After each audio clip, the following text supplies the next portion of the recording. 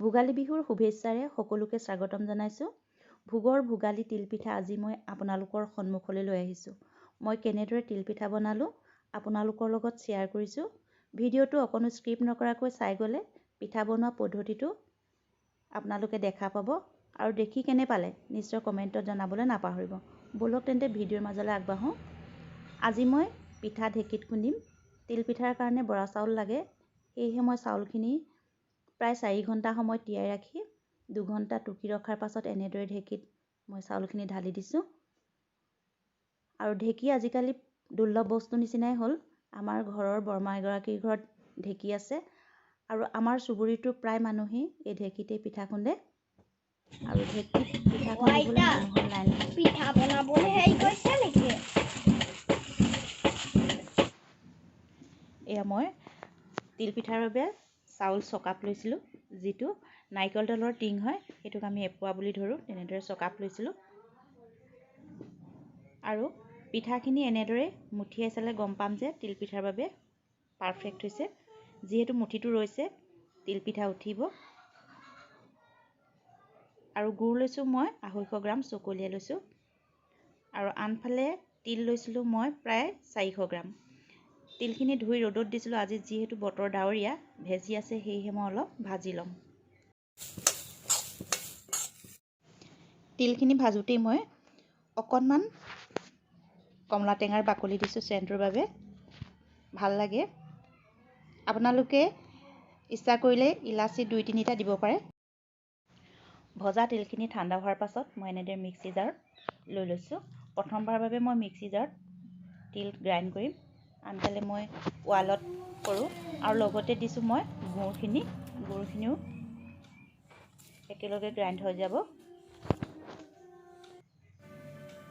আৰু মিশ্ৰণখিনি এনেধৰণৰ হ'ল। গুড় আৰু তিলৰ মিশ্ৰণখিনি এনেধৰণৰ হ'ল। আজি মই তিলপিঠা গেছত ভাজিম, সেয়েহে গেছ ষ্টভটো তললৈ নমাই লৈছোঁ আৰু সৰু বাৰ্ণাৰটোত টাৱাখন গৰম হ'বৰ বাবে পাতি দিছোঁ। আৰু আনফালে মই পিঠাখিনি ভাজি ইয়াত থৈ যাম আৰু কাষতে যতনাই লৈছোঁ পিঠাখিনি। এয়া চাওক, আৰু তিল আৰু গুড় সনা মিশ্ৰণখিনি।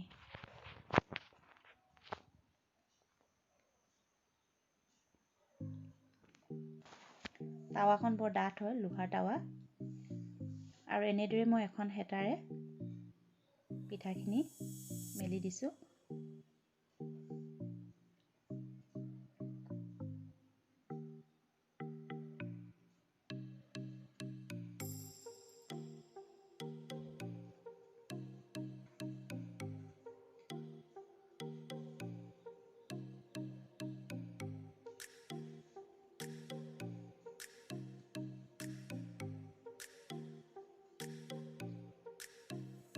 মই 2টা বা 3টা পাকতে পিঠাটো ৰেডি হৈ যায়।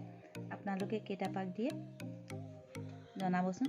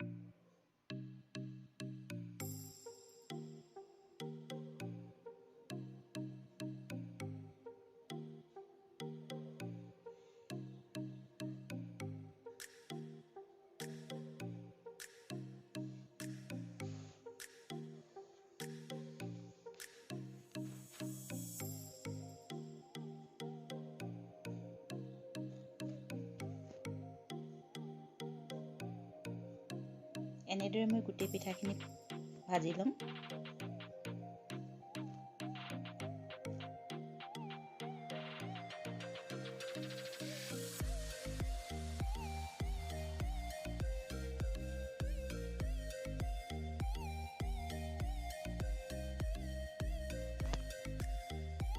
এয়া চাওক মোৰ পিঠা হৈ গৈছে। এনেদৰে মই গোটেই পিঠাখিনি ভাজি গৈছোঁ আৰু পিঠাখিনি খাবলৈ খুবেই টেষ্টি হৈছে। সেয়েহে আপোনালোকৰ পৰিৱেশনৰ বাবে মই ভোগৰ ভোগালী তিল পিঠা আগবঢ়াইছোঁ।